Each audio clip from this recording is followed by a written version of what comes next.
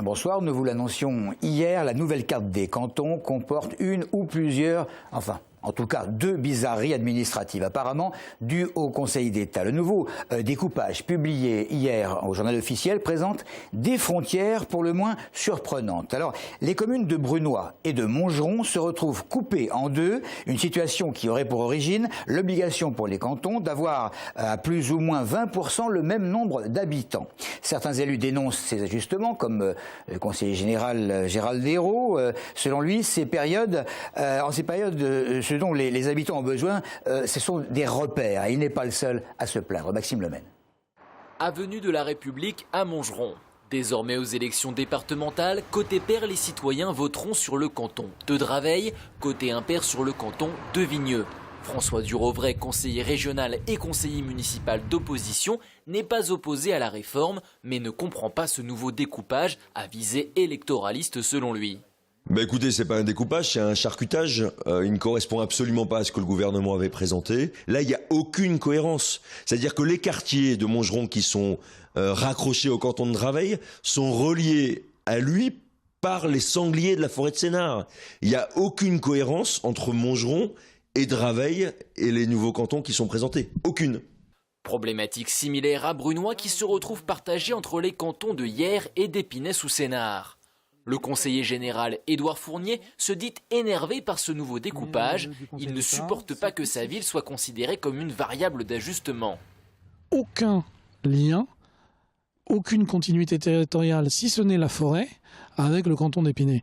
Donc non, je pense que les Brunoyens méritent un peu mieux de considération que ce découpage. Et ça a été fait par un bureaucrate qui n'est jamais venu sur le terrain à Brunoy pour se rendre compte des conséquences de son découpage. Pour Édouard Fournier, face à cette situation, il faut laisser le ministre de l'Intérieur prendre les décisions qui s'imposent. Sur Montgeron, François Durovray a écrit au Premier ministre lui demandant de rendre public l'avis du Conseil d'État. Des cantons, passons au département. Ces derniers vont pouvoir voter une augmentation des frais de mutation passant de 3,8 à 4,5%. Cela concerne évidemment les échats d'un appartement ou d'une maison. Cette augmentation, elle va directement se répercuter sur les frais de notaire, mais le surcoût ne tombera pas dans la poche des études notariales, mais des départements. Une augmentation peut-être moins importante que les 0,7% définis. Qu'en est-il en Essonne? Audrey Coll. Études de notaire, 5 associés. Aujourd'hui, des notaires ont avancé certaines signatures pour la vente de biens immobiliers, car à partir de demain, les frais de mutation vont augmenter. En clair, l'acheteur d'un bien immobilier paiera plus à l'office notarial, mais ce surplus n'ira pas dans la poche du notaire. C'est une augmentation des taxes et exclusivement une augmentation des taxes. En aucun cas, ce qu'on appelle les honoraires du notaire, ce qu'on appelle aussi les émoluments, en aucun cas les honoraires du notaire ne sont augmentés. Ce sont donc les départements qui bénéficieront directement de l'augmentation des frais d'acte. Cette mesure applicable à partir de demain a été votée dans la loi de finances 2014. En Essonne, c'est la hausse maximum qui sera appliquée, soit des frais de notaire qui passent de 7 à 7,7%. Cela représente une augmentation d'environ 10%. Les départements à qui profite cette augmentation des taxes ont vu une baisse de leurs ressources récemment, notamment liées à l'immobilier où les nombres de transactions ont sérieusement chuté depuis à peu près 2 ans. Et donc, pour équilibrer les budgets des départements, le Parlement a voté cette augmentation temporaire des droits de mutation au profit des départements. Cette hausse est temporaire, elle durera 2 ans. Mais en attendant, les plus touchés seront les primo-accédants qui, souvent avec peu d'apport, ne pourront peut-être pas franchir le pas de l'achat. La préparation des municipales avec un léger mieux dans les sous-préfectures et la préfecture de l'Essonne, où les dépôts de liste s'effectuent à un rythme normal à présent. Clôture des fameux dépôts le 6 mars. Côté municipalité, à noter une certaine effervescence à Dourdan, où 5 listes vont s'affronter. Sur l'une des listes, on rappelle que va figurer Olivier Legois, le maire actuel, qui n'est pas candidat à sa succession. Il avait été élu à la tête de cette commune de 10 000 habitants à la suite d'une triangulaire. 25 ans de prison. Verdict à l'encontre du diamantaire meurtrier. L'avocat général de la cour d'assises de l'Essonne avait requis la même peine. accusé qui avait nié durant le meurtre en question durant 17 ans avait subitement reconnu les faits à l'ouverture du procès. Un salon de l'agriculture que les patrons de la bière Parisis apprécieront. 4 nouvelles médailles pour cette petite entreprise d'Épinay sous Sénart. 2 d'argent, 2 de bronze. L'an dernier, c'était une médaille d'or. Le breuvage est fabriqué dans la zone industrielle de la Forêt. La journée de la femme, c'est le 8 mars. Demain, c'est la journée des compliments. Petit tour essonien pour voir ce qu'on en pense.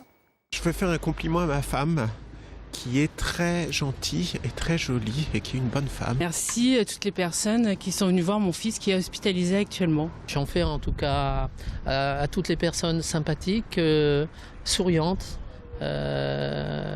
et qui apportent une seconde de plaisir à autrui. Je vais complimenter ma femme, elle est au travail là.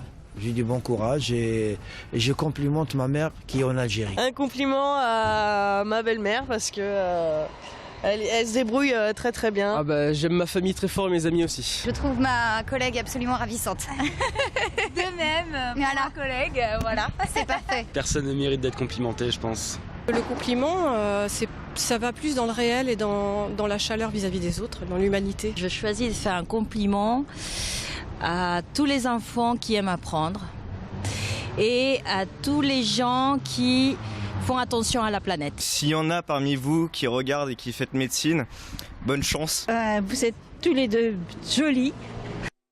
Voilà, compliment adressé à Marine Uru et Dorian Loisy. Le sport du week-end à présent. La fin de saison en perspective demain pour les Peaux-Rouges d'Evry en division 2 de hockey sur glace. Battu à domicile 6-2 par tour en 8e de finale aller du championnat de division 2. Les Évriens sont condamnés à l'exploit pour se qualifier pour les quarts de finale samedi prochain à 20h30 en terre tourangelle. Lors du match du retour en cas d'élimination, les Essonniens mettraient un terme à une saison décevante.